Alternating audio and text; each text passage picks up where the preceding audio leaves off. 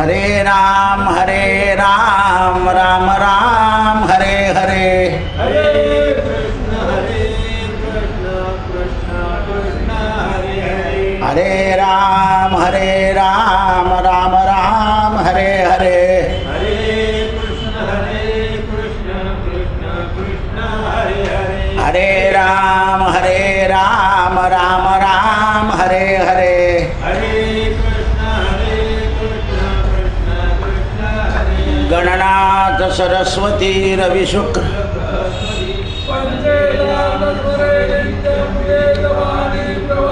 तुझे महादेवाला पाहिलं कसं झालं एकदम मस्त. तर ते कोपऱ्यामध्ये जी दिवी आहे तिला चिटकवली नाही, ती काढून घेऊन तिला साबण लावून स्वच्छ कर आणि तिथली घाण काढून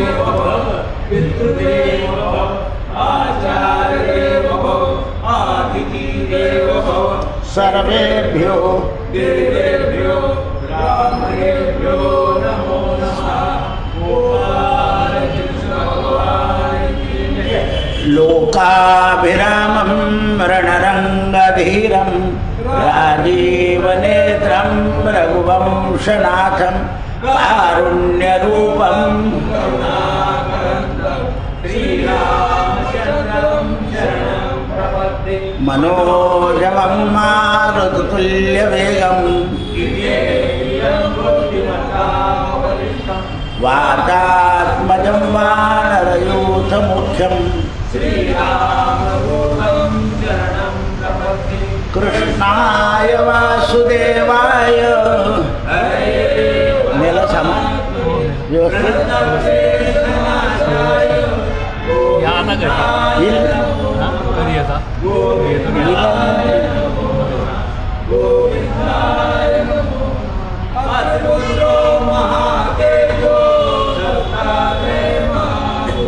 तस्य स्मरणमात्रेण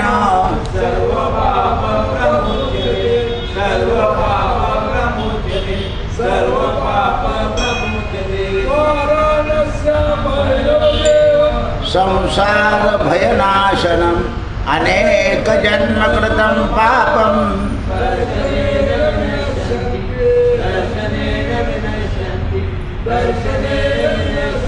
श्रीराम जय जय राम,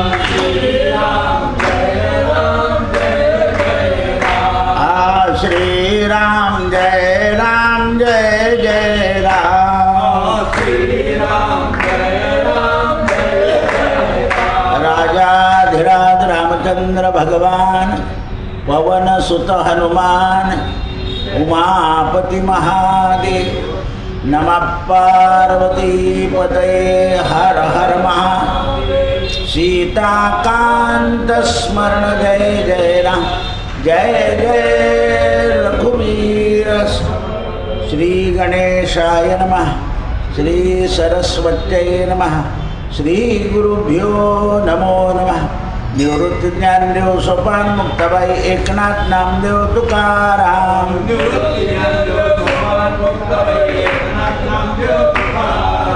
एकनाथ नामदेव तुकाराम, एकनाथ नामदेव तुकाराम,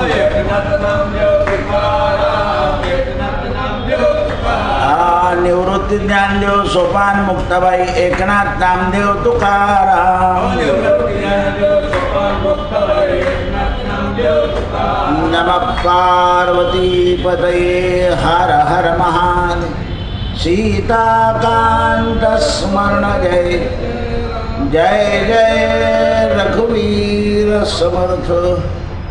आज आणि उद्या भक्तमाल ग्रंथाची पूर्णावती होईल. भक्तमाल ग्रंथामध्ये आज द्वारकादासजी आणि पूर्णानंदजी या दोन संतांचं चरित्र आहे. द्वारकादासजी कुकुस नामक गावाच्या बहेली नदीच्या काठावर राहत असत. त्या नदीला 12ही महिने म्हणजे पावसाळा, उन्हाळा आणि हिवाळा याच्यात कमरेबरोबरच पाणी असायचं. निसर्गाची वेगळी देण होती. उन्हाळ्यात पण कमी नाही होणार, इथून तिथून कमरेबरोबर पाण्यातून तुम्ही चाललं जायचं. तर या संताला पाण्यामध्ये उभं राहून भजन आणि जप करायची सवय लागून गेली होती. पहा कसं जीव आहे भगवंताचे. पाण्यातच उभं राहायचं सकाळच्या 6 वाजेपासून तर दुपारच्या 11 वाजेपर्यंत. भजन पूजन बिजन सगळं तिथेच. देवाची पूजा झाली की देव डोक्यावर आणि जप सुरू आणि भजन सुरू पाण्यातच. जसं पार्वतीने अनेक प्रकारचे कठोर तप भगवंताच्या प्राप्तीकरता केले त्याचप्रमाणे आणि रामचंद्राचं ध्यान करायचं, रामाचं भजन करायचं आणि राम मंत्राचा जप करायचा. आणि हेतू काय होता तर तुमच्या चरणाची अखेर प्राप्ती व्हावी. म्हणजे सकामतेचा संबंध नव्हता. सगळं काम निष्कमतेनं की त्याच्यामध्ये दुसरं काही विकल्प यायचंच नाही. विकल्प नावाची गोष्ट त्यांच्या मनात राहिलेली नव्हती. नंतर प्रतिज्ञापूर्वक 12 ते 5 प्रपंचाचं काम करायचं. 6ला परत प्रपंचाचं काम पत्नीवर सोडायचं आणि पुन्हा पाण्यामध्ये 6 ते 7 परत देवाची पूजा, परत भजन. आपो नारायण बरं कमरेबरोबरच पाणी. आणि हळूहळू त्यांच्या स्त्रीनं त्यांना मदत करायला सुरुवात केली की हे वरचं जे काम आहे मी सांभाळून गेलं. आणखीन तुम्हाला किती भगवंतामध्ये रमण व्हायचं आहे.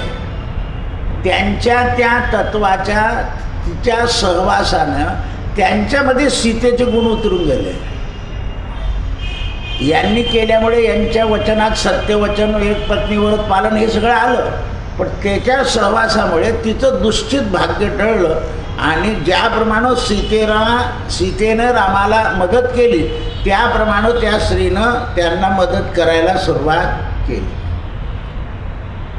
पहा तुम्ही आजही बऱ्याच स्त्री आहे. ऑफिसचं काम जर घरी आलं तर मी फाईल लावून देईन, अमुक करून देईन, तुम्ही करून द्या. कारण त्या कामात मदत होतात. काही म्हणतं घरी वितेच करता, तिथे वितेच करता, काय लावलं काय तुम्हाला काही सरकार देणार आहे का, अशी झापरात मारते ती बाई. अजूनही बऱ्याच स्त्रिया शिक्षकांचे पेपर तपासून देतात, खुणा करून देतात, फाईल नीट ठेवून देतात, व्यवस्था ठेवून देतात. अनुकूल वातावरण घरामध्ये झालं पाहिजे दोन्हीकडून. याला रामराज्य म्हणतात. रामराज्य म्हणजे 1.25 रुपयात 1.25 मन धान्य मिळेल असं नाही आहे. धान्य तर जसं पिकेल तसं स्वस्त होईल आणि जसं कमी पिकेल तसं महाग होईल. पण मग महाग झालेलं धान्य कसं वापरायचं हे बाईला कळायला पाहिजे. वाया जाता वसा घेतला की मातू नये, उतू नये हे सांगितलं जातं. आता तर इतकं ओतू जातं दूध तर गॅस खराब होतो. तरी कमी करता येतं बरं तो गॅस, पण लक्षात नाही ना. म्हणून त्यामुळे यांच्या घरामध्ये धनधान्य आणि आरोग्य हे दोन्ही संपदा होती. धनधान्य स्त्रीचं लक्ष असलं की धनधान्य चांगलं आणि चांगले योग्य पदार्थ मिळाले की आरोग्य. धनधान्य आणि संपदा आणि आरोग्य याचं माहेर घरच होतं. आणि ती स्त्री आणि ते दुसऱ्यांना उपदेशही करत असत की असं वागलं पाहिजे, असं केलं पाहिजे, असं केलं पाहिजे, तसं केलं पाहिजे. आणि कोणालाही बरोबरी करून न देण्याचं काम होतं. संसारात काय करतो मनुष्य, दुसऱ्याची बरोबरी करायला जातो. पण आपल्या विहिरीला जर पाणी कमी आहे तर 50 बिघे कसं काय होईल आपलं, हे लक्षात आलं पाहिजे. आणि अविद्यारूपी विद्या ती ज्ञानाच्या खड्गानं प्रत्येकाला तोडून टाकायला लावायची, म्हणजे अज्ञानाचा नाश करायचा. आणि त्यांना त्या दोन्ही पती पत्नींना ते अनुकूल झालेलं होतं. लोकसुद्धा सांगायचे तुम्हाला मार्ग पाहिजे ना, त्यांच्याकडे जा दोघांकडे. अनेक लोकांना मार्ग दाखवून द्यायचे.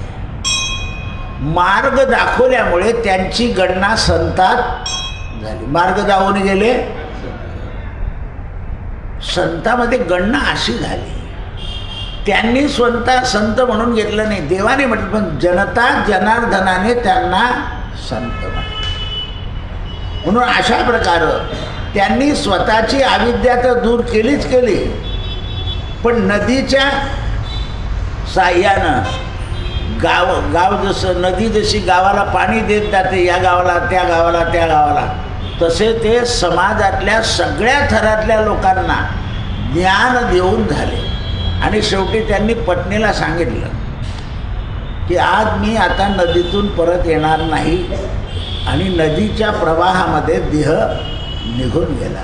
दुसऱ्या दिवशी पत्नीने सुद्धा नदीच्या प्रवाहामध्ये देह सोडून दिला.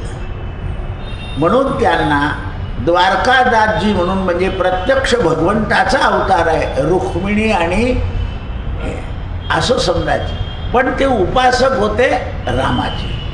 आता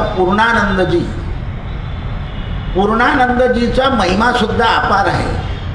त्यांचं वर्णन करायला उदयाचलाला आला सूर्य आणि अस्ताला गेला सूर्य, तो सुद्धा अपूर्ण पडेल इतकं काम होतं.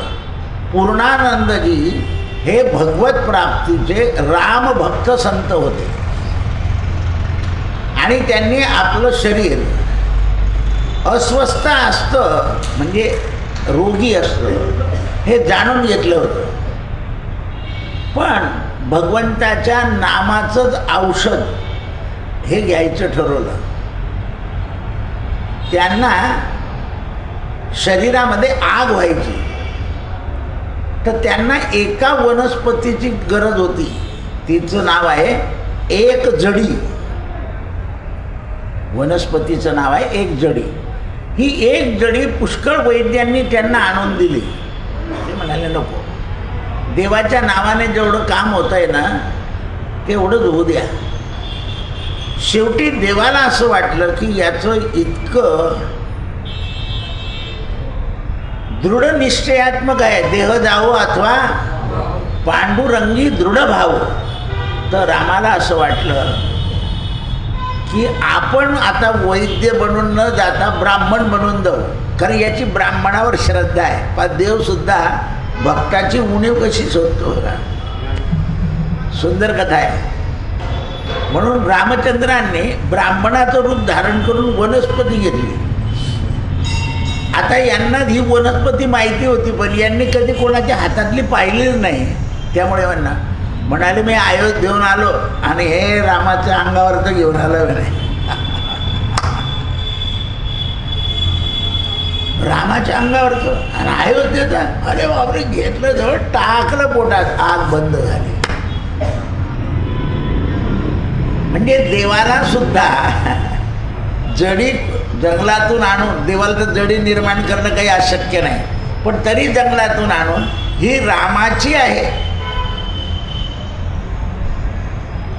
म्हणून आपल्याकडे एक श्लोक आहे, कोणतंही औषध घ्या तुम्ही, पण मनामध्ये असा भाव करायचा, औषधम जान्हवी तोयम वैद्यो नारायण हरी.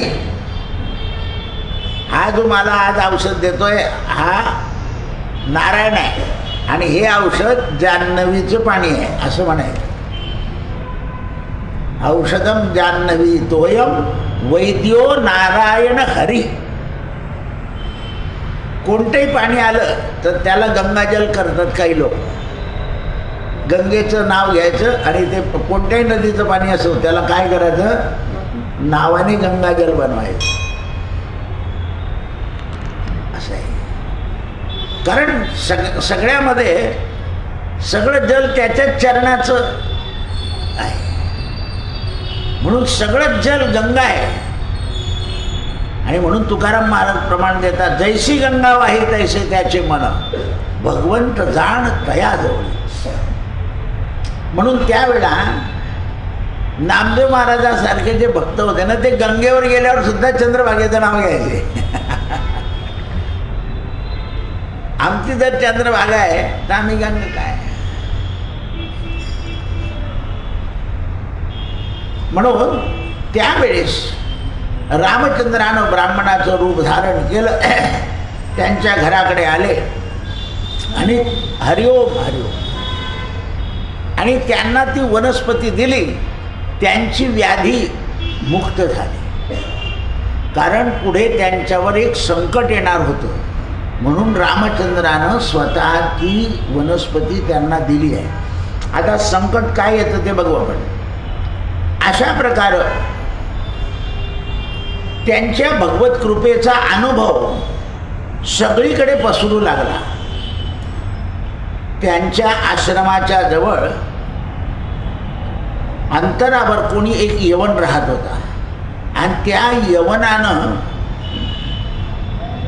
यवन राजाला पूर्णानंदाबद्दल विशेष माहिती पुरवली की असा एक भक्त आहे आणि तो कोणाचीच वनस्पती घेत नाही. एक दिवशी कोणीतरी ब्राह्मण आला, त्याने दिली आणि त्याची प्रकृती बरी झाली. ही यवन राजाकडे बातमी पोहोचवली. आता हे लोक तर एक तर दृष्टच आणि काय खरं आहे काय खोटं आहे असं पाहायला गेले. जसं बिहारमध्ये एक देवी आहे, तिच्या पुढे बकरा नेऊन ठेवला आणि तिच्या अंगावरचं फूल टाकलं की तो बकरा 20 मिनिटं मृत अवस्थेत दिसतो आणि पुन्हा दुसरं फूल टाकलं की उठून निघून जातो. म्हणजे त्याला बळी द्यायचा 15 मिनिटं आणि नंतर तो जिवंत. आता काही लोक तपासायला गेले तेव्हा त्यांनी पाहिलं तर ते काही लोकांचे बकरे उठून जायचे लगेच. का तर त्यांनी पुजाऱ्याला विचारलं असं. त्यांची श्रद्धा आणि त्यांनी या बकऱ्याकरता आणलेले पैसे हे विचारामुळे. तर असं निघतं तिथे जो खोटं बोलून पैसे आणतो त्याचा बकरा 10 मिनटं मरत नाही, पण जे कष्टाने देवीला देतात त्यांचे बकरे 10 मिनटं मरतात आणि 20व्या मिनिटाला उठून जातात. अनेक लोकांनी अनुभव घेतले तिथे. बरं, परीक्षा पाहणारे दोन्हीकडून घेतात, चांगलंही आणि वाईटही, आणि मग त्याच्यावर ते निर्णय देतात. पण त्यांचेही निर्णय खरे समजायचे नाही. कारण तिथे जो निर्णय आहे तो निर्णय जो भक्त आहे त्याचाच खरा राहील. तो अभक्तम न दातव्यम. देवाच्या याच्यात अभक्त किंवा परीक्षा पाहणाऱ्यांचे निर्णय खरे जाणू नये. ज्या वेळा राजानं नामदेव महाराजांना सांगितलं ही गाय कापतो, नाही तर मग तू आग्नेत पोच, तर ते आग्नेवर चालले गेले. तेव्हा राजाला कळालं की हे खरे आहे. म्हणून भक्ताच्या कोणत्याही गोष्टीची परीक्षा न पाहणं. आपण जर सगळ्या लोकांनी पाहिली तर त्याला आपल्याला शिक्षा होते, पण राजा लोकांनी परीक्षा पाहिल्यावर सुद्धा शिक्षा नाही देत संत. याचं कारण काय आहे तर राजाने कोणतीही गोष्टीची परीक्षा पाहून जगात ठेवावं, बिना परीक्षेचं ठेवू. तुमच्याकडे नौकर ठेवायचा असेल तर पोलीस स्टेशनला कळवलं पाहिजे की हा नौकर आम्ही ठेवला आहे. आपण काय करतो कळवत नाही, त्यामुळे तो काय करून गेला की त्यांना कळत नाही. त्यांच्या समोर गेलेला लबाड व्यक्ती वेगळं वागतो. पोलीस खात्याचा नियम आहे, त्याला जर साहेबाच्या पुढे पाठवला आणि तो जर लबाड असला ना तर तो असं करतो, अगदी उघडे ते. बिना गुन्ह्याचा मनुष्य सरळ बोलतो आणि गुन्हेगार मनुष्य लपट छपट बोलतो. हे ते पोलीस खात्याला ज्ञान असतं. ते ताबडतोब नुसतं त्याच्या बॉडी लँग्वेजवरून ते कळून घेतात की हा काय. त्यांना ते शिक्षण आहे, तो अभ्यास आहे आणि अनेक लोक पाहिलेले आहेत. म्हणून त्यामुळे राजाच्या मुलीला अशी बुद्धी झाली की मला पूर्णानंदाचं दर्शन करायचं आहे आणि जर मला आवडला तर त्याच्याबरोबर लग्न करायचं, ही उपाधी येणार होती त्यांच्यावर. पण यांचा याच्याशी काही संबंध नाही आहे. पण आली कृपा. राजा आला, राजाने यांचं दर्शन केलं आणि म्हणाले मला माझ्या मुलीला तुमच्याजवळ राहायचं आहे. तेव्हा पूर्णानंदजी म्हणाले मी जर देवाच्या सेवेत आहे तर माझ्या सेवेत मला माणूस कसा ठेवता येईल. हो, काय उत्तर दिलं बघा. मी स्वतः देवाच्या सेवेत आहे, सेवकाला नौकर ठेवता येत हा. आणि आपण थोडी सेवा केली की मी एकटा करतो, कोणी करत नाही, नुसती मदत तर करत नाही, म्हणजे आपण खरे सेवक नाही. खरा सेवक असं मनात आणत नाही की मला कोणी मदतनीस असावा. पहा तुम्ही ज्या माणसांना घरात स्वच्छता आवडते ना ते असं कधीच म्हणत नाही मला मदत करू लागा, ते त्यांची स्वच्छता करतच राहतात. आपण काय म्हणतो त्यांना काही काम नाही ना, रिकामं काम करा, स्वच्छता हे रिकामं काम आहे का? पण ते आजागड लोकांना स्वच्छतेचं महत्त्व तरी कळणार कुठून हो? स्वच्छता हे लक्ष्मीचं स्वरूप आहे,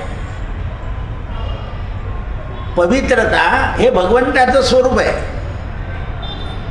तुम्ही स्वच्छता ठेवली आणि पवित्रता नाही ठेवली तर तिथे आनंद नाही येत. स्वच्छता आणि सत्यता म्हणजे पवित्रपणा, वाईट विचार करायचे नाही.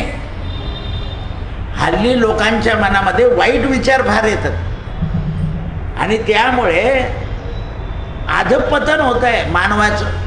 चिंता आहे मोठमोठ्या लोकांना, सायंटिस्ट लोकांना की जगाचं कसं होईल. आजीला नातू मारून टाकतोय, आईबापांना पोरं मारून टाकताय. आतापर्यंत पती पत्नी मारत होते एकमेकाला, आता स्त्रिया माणसाला मारून टाकताय.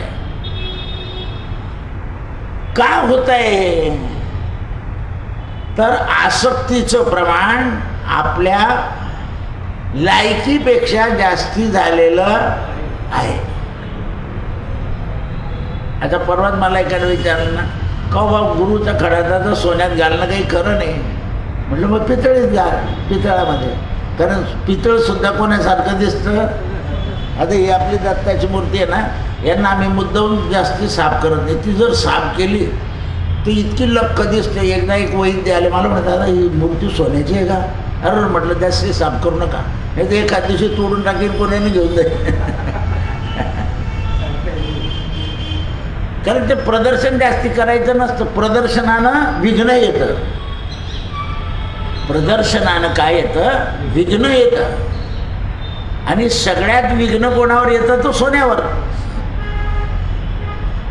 चांदी खरी खोटीचा तपास करतो, पण सोनं खोटं सुद्धा खरं वाटायला लागतं, इतकं चकाकतं ते. मग जगामध्ये भाव कोणाला आहे? चकमकला. सत्याला नाही दे. प्रत्येक धान्याची परीक्षण वेगवेगळं आहे. गव्हाचं वेगळं आहे, तांदूळाचं वेगळं आहे, ज्वारीचं वेगळं आहे. म्हणजे प्रत्येक धान्याच्या परीक्षणामध्ये जर फरक आहे. पदार्थ झाल्यावर काहींचा वास आला की कळतं, काहींना दाबून पाहावं लागतं. त्यांच्यात सुद्धा फरक आहे प्रत्येक गोष्टीमध्ये. त्यावेळेस पूर्णानंदजीने सांगितलं, मला संसाराचं बिलकुल इच्छा नाही आहे. माझ्या सेवेमध्ये ठेवण्यापेक्षा तुमच्या मुलीला देवाच्या सेवेमध्ये तुमच्या धर्मात ठेवा. त्या मुलीनं पूर्णानंदजीकडे येणं जाणं सुरू केलं. बरं, राजाची मुलगी नाही म्हणायची, कसं काय कर नाही म्हणाल. पण ज्ञानी लोक ओळखून राहतात की यांचं येणं जाणं कशा करताय, आणि ते भगवंताला सांगतात की यांना सुबुद्धी. हां, ते कोणाला नाही, इकडे ते सांगत नाही. आता सकाळीच एक पोरगा आणि पोरगी ते बसले होते. त्या याला ललितला म्हटलं जाऊन काकाच्या कानात सांग की तुमच्या मागे काय आहे. तो पोरगा दाखवतो त्याला. हा म्हणे तुला बोलू, त्याला बोलणार नाही का? त्याच्या समोर त्याला संकोला आहे. म्हणजे जग कसं झालंय बा. म्हणजे एक बसताना दिसला की दुसरा म्हणतो इथे एक खपतं, म्हणून तो बसतो. खत पाणी कोण घालतं? आपण.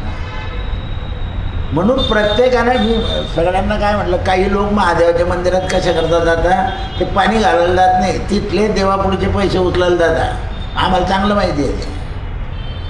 मग मी प्रत्येकाला काय सांगितलं की उचलून पेटीत टाकून द्यायचे. मध्ये आम्ही उचलले, कोणाला कधी वाटलं की हे चोरता येतो. अरे तू जर प्रामाणिकपणे पेटीत टाका. काही लोक फळं मारून देतात. त्यांना फळ घेणं वाईट नाही. कोणाला सांगायचं की बा मला भूक लागली, याच्यातलं एक फळ द्या. दुसऱ्याकडून घ्यायचं, स्वतः उचलायचं. हां,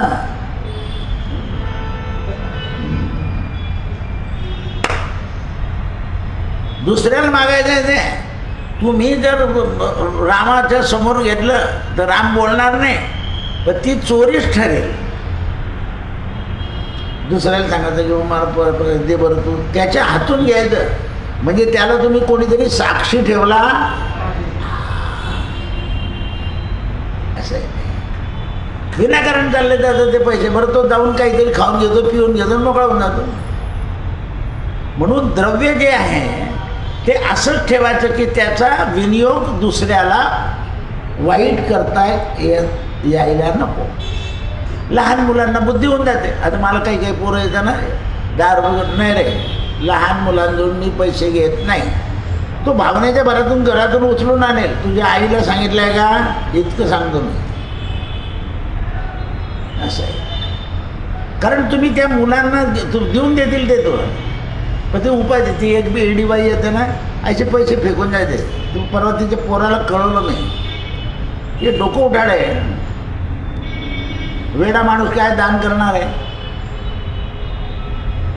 दान त्याचंच लागतं की ते ज्याला दानाचं ज्ञान आहे, दानाचं ज्ञान आहे, तोच दान देऊ शकतो. फाटकी नोट्या टाकून द्या रामाच्या पेटीत असं आहे ते. हे लक्षात आलं पाहिजे.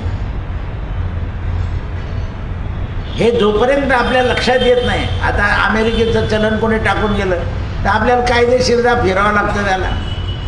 त्याच्याऐवजी अमेरिकेतला मनुष्य लगेच घेऊन घेतो, तेवढे पैसे देऊन टाकून ते पेटी.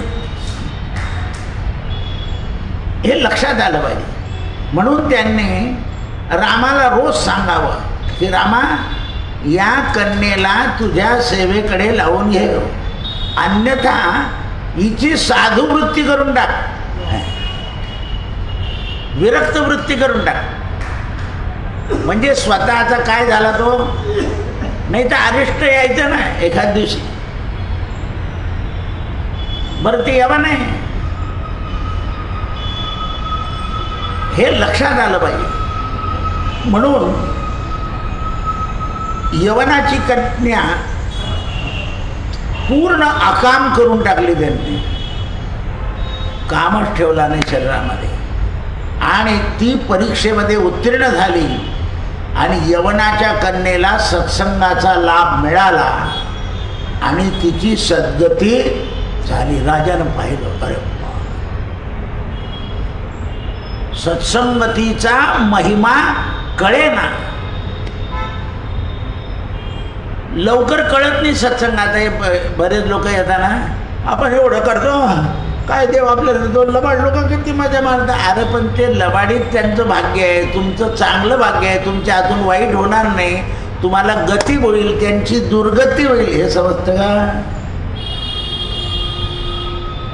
मग इथेच परमार्थ अपुरा आहे. आपल्याला देव देत नाही आहे, आपल्याला कष्ट करायला लागतो, याच्या अर्थात आपल्याला देवाला बिघडू द्यायचं. हां, याला सत्संग म्हणतात. नुसतं पानं चाळणे सत्संग नाही म्हणत. पारायणाला यायचं, दुसऱ्याची चादर पिशवीत घालून घ्यायची. त्या 3rd AC मध्ये, 2nd AC मध्ये आता हे बसवले आहे कॅमेरे की तुम्ही तिथली चादर बागेत भरताना दिसून जाते. ते पाहिलं की तुमच्या घरी पोलीस येतील. काय ती चादर अनेक लोकांनी पांघरलेली गोरी घेऊन येतात. काय किती म्हणजे सरकार सोय करतं. ते कोरोनाच्या वेळेस चादर बी देत नाही, पांघरायला बी देत नाही. कोणाची व्याधी आली तर. पण लोक घेऊन जातात. किती लोक सापडले, त्यांच्या घरी जाऊन पैसे वसूल केले पोलिसांनी. असं आहे. म्हणजे हे काय, त्या चादरीची किंमत जास्तीत जास्त 100 रुपये 200 रुपये असेल. पण किंमत काय नाही.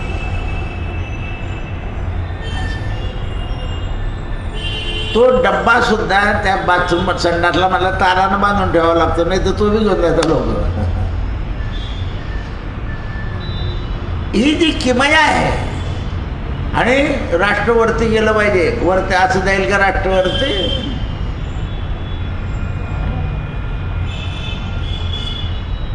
श्री पुढे पुरण नामजी एक अग्रवाल शिष्य त्यांच्याकडे आला.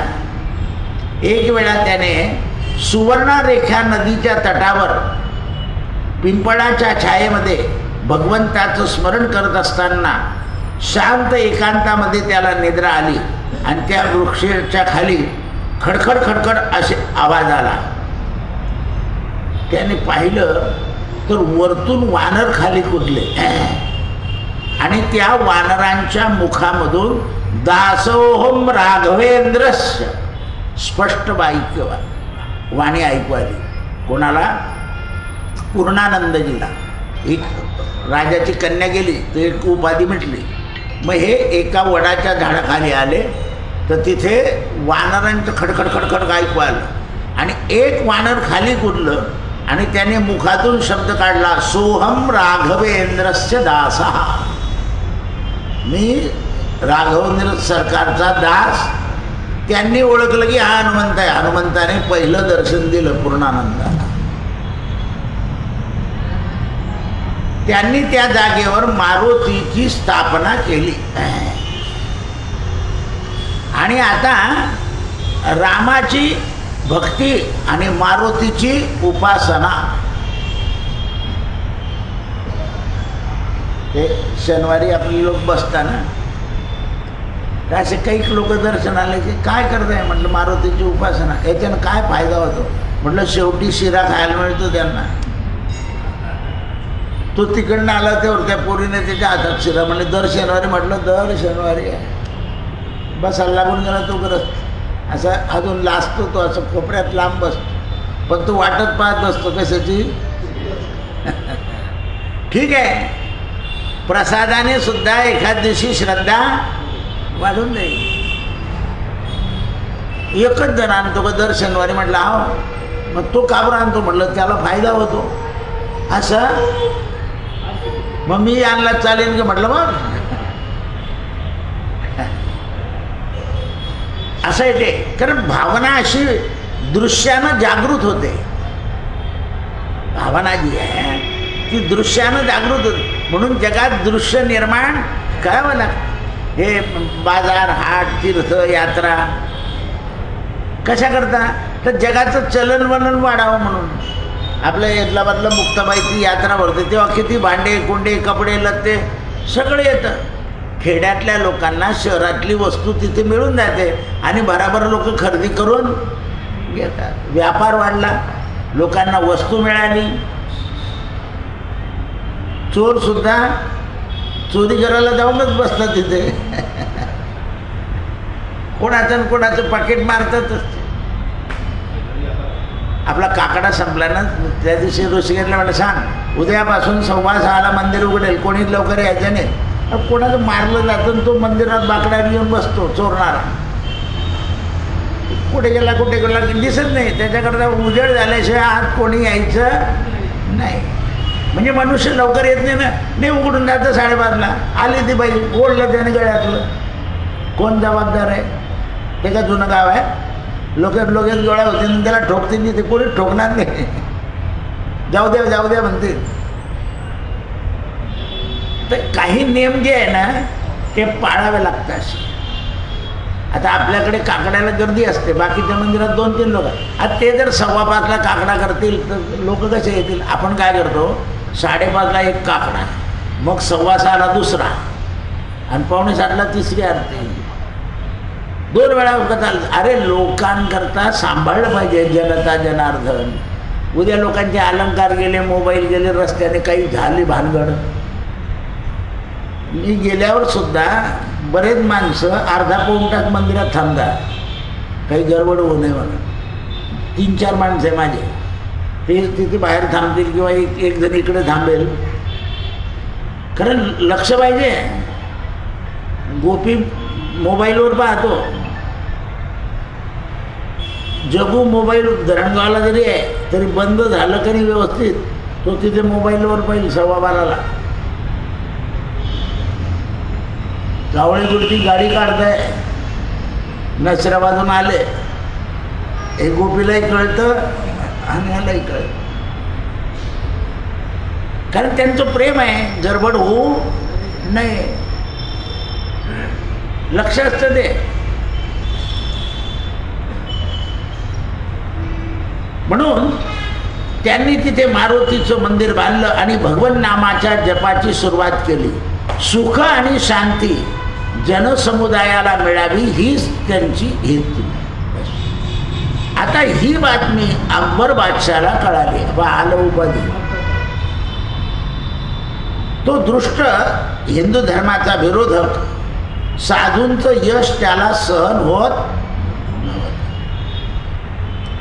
आता त्यावेळेला हे जिथे मारुतीचं मंदिर केलं होतं तिथे शंखनाद घंटानाद होत होता. या राजानं तिथे निरोप पाठवला की संध्याकाळच्या वेळा माझी नमाजची वेळ असते, घंटा शंका बंद झालं. आता राजाचा हुकूम, शिपाई आले, घंटानाद. तर हे जे पूर्णानंदजी होते यांना सांगितलं बंद करा. बंद केल्यावर हे पडून गेले खाली. शिपायांनी हालून पाहिल्यावर मरगे मरगे मरगे पळाले. ते गेल्यावर परत शंकानाद सुरू झाला. ते आल्याबरोबर हे खाली पडले. असं 3 वेळा झालं. मग यांना सावधानता आली की बा राजाच्या विरोधात जाऊन काही उपयोग नाही. म्हणून दुसऱ्या दिवशी जेव्हा त्याचा हुकूम आला तेव्हा सगळ्या माकडांनी शंखनाद केला. आता त्या माकडांना काय करतील ते. तेव्हा येऊन राजाला पश्चाताप झाला की इथे काहीतरी देवाचा सहवास असल्याशिवाय असं घडलेलं नाही. एकदा तरी येऊन राजे लोक थोडक्या गोष्टीवर थांबत नाही, ते त्याचा पूर्ण कस लावायचा प्रयत्न करतो. म्हणजे जा आता ते माकडांना ते हाकलाला आल्यावर सगळे माकड असे खाली पडून गेले जमिनीवर. आणि एक जणाने कुठे माकडाला लात मारली तेव्हा दुसरं माकड जागृत झालं आणि त्याला झालं. बाकीचे माकड जागृत झाले आणि त्यांनी त्याला इतका ओरफटला राजाच्या सैनिकाला आणि रक्तबंबाळ करून जिकडे जास्ती सैन्य होते तिकडे त्याला फेकून दिला. दुसऱ्या दिवसापासून राजाचा हुकूम झाल्यावर एकही सैन्य घ्यायला तयार नाही.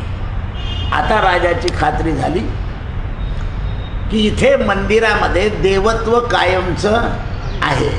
म्हणून राजानं पूर्णानंदांना जमीन दिली की ही जमीन तुम्ही वापरा. पूर्णानंदाने सांगितलं इथे संपत्ती जमवायची नाही आहे, इथे फक्त भक्ती वाढवायची आहे. असे संत व्हायचे. नाही तर आपण कावळे गुरुजीला सांगणं त्याला संततीने त्याची जमीन देऊन टाकेन तर बरं होईल आपल्या राम मंदिराला.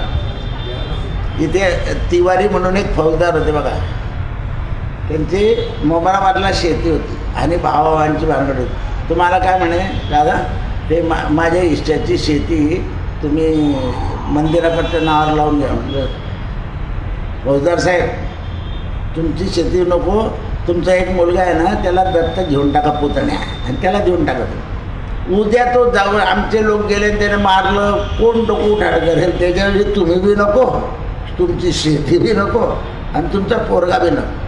ज्यांची मंदिराची शेती आहे ते खाऊ देता नाही आहे. मान हलवा ना थोडीशी. तुम्हाला माहिती आहे कुठली तेव्हा असं आहे. दुसरा पेरदो असं आहे ते. आमच्या बापदादाने येड्यापणात दिली आहे म्हणे ती काय तुमची कोण जाईल उपाध्या करायला. मस्त बसायचे ते बाबाच्या जवळ तिवारी फौजदार. 3 भाऊ होते, 3 पोलीस खात्यात होते. एकालाच संतती होती, दोघांना नव्हती. एक जमादार होता, एक फौजदार होता. कारण संपत्ती सुद्धा कलहयुक्त नको. देवाकडे देताना त्या संपत्तीमध्ये कलह नको. आता पण तुम्ही स्वामीनारायण मंदिरामध्ये काही लोक देताना त्यांची पोरं भानगड करायला कधी जाणारच नाही. आता एका माणसाने डोळ्याच्या दवाखान्याकरता संपत्ती देऊन टाकली. फुकट डोळ्याचं ऑपरेशन होईल तिथे, सगळीची सगळी देऊन दिली. आपल्या कधी कोणी दिली तर त्याला आपण अक्कल काय येणं घालं, इथे द्यावी तिथे दिले असते ना, असं आहे. तर संपत्तीमध्ये सन्मती पाहिजे आणि देताना सध्या सगळ्या कुटुंबाची संमती पाहिजे. संपत्ती आणि देताना सगळ्यांची सन्मती. सबको सन्मती दे भगवान रघुपती राघव राजा राम. नाही तर आपण देवाजवळ दिवा लावतो आणि दिव्याचं तोंड देवाकडे मूर्ती काळी होऊन जाते. म्हणून द्या म्हटलं पूज भो, असं काम आहे आपलं. बरं इतके लोक जातात, कोणालाच समजत नाही का तो दिवा बाजूला करावा. आता मी दर्शनाला गेलो ना, त्या पार्वतीच्या अंगावर नारळ ठेवलं होतं. आता काय ते पार्वतीच्या डोक्यावर नारळ ठेवायचं का?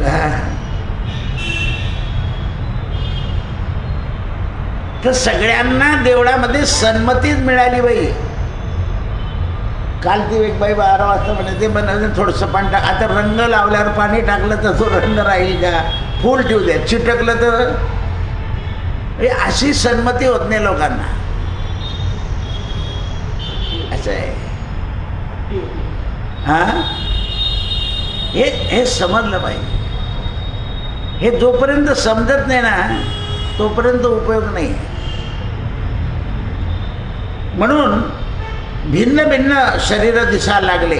परमानंदांनी हे जाणलं आणि अकबरानं हे जाणलं की संताचं बल अत्यंत मोठं आहे आणि एवढंच नाही तर संत अहंकारी नाही. त्या दिवसापासून अकबराचा गर्व कमी झाला. पहा, कोणाने परीक्षा पाहिली आणि संतांनी काय केलं तर त्याच्या जीवनातच बदल करून दिला. इतका जो घमेंडी होता त्याची ती घमेंड उतरवली आणि राजाला जेवढी पाहिजे तेवढीच ठेवली. म्हणून त्यांना पूर्णानंदजी असं म्हणायचे. जो ज्यांच्याकडे जायचा जो भक्त तो पूर्ण होऊन द्यायचा, म्हणजे त्याला ईश्वराचं आकलन होऊन द्यायचं. पूर्णमिदः पूर्णमिदं पूर्णात् पूर्णमुच्यते पूर्णस्य पूर्णमादाय पूर्णमेवावशिष्यते. अशा प्रकारे त्या दिवसापासून परमानंदांना म्हणजे पूर्णाजींना अकबरानं हात जोडून नमस्कार करावा, नाही तर यवन हात जोडत नाही. हात जोडून नमस्कार करावा. पूर्णानंदांनी त्यांना सांगितलं, राजे तुमच्या धर्माप्रमाणेच वंदन करा, उगच समाज तुम्हाला नाव ठेवेल असं वागू, कारण त्यांचा समाज काय ठेवेल? नाव ठेवेल. म्हणजे बघा, कोणाचीही समाजामध्ये कमी किंमत होऊ नये असं संतांचं ध्येय असतं. आपण तर म्हणतो मी याला सुधारला, त्याला सुधारला, त्याला सुधारला. कारण प्रापंचिक आणि संसारी माणसाला समाजामध्ये किंमत असली पाहिजे, कारण तो राजा आहे. जया अंगी मोठेपण तया यातना कठीण. त्याच्या यातना आपल्याला कळत नाही. म्हणून त्यावेळेस या पूर्णानंदांनी संवत 1575 विरक्त दक्षा घेतली आणि ते गाव सोडून दुसऱ्याला बसवलं आणि स्वतः ग्वाल्हेरला येऊन गेले. त्याग करून गेला सगळं. कारण विरक्त संन्यासी घेतली म्हणजे कुठल्याही तिथे राहायचं नाही. आणि नंतर 1575 नंतर 1661 यांनी ग्वाल्हेरची जहागिरी लोकांनी त्यांना दिली. ग्वाल्हेरही सोडून दिलं आणि गंगा नदीच्या काठी येऊन परत विरक्त होऊन गंगेमध्ये समर्पण करून घेतलं. कृष्णार्पणमस्तु. उद्या लक्ष्मण भट्टजी आणि दुसरे नारायणदासजी यांचं चरित्र होऊन उद्याच्या दिवशी आपला ग्रंथ पूर्ण होईल. उद्या कालभैरव जयंती. कृष्णार्पणमस्तु. सत्यगुरु राय. सेवा हां पहिलवान आहे ना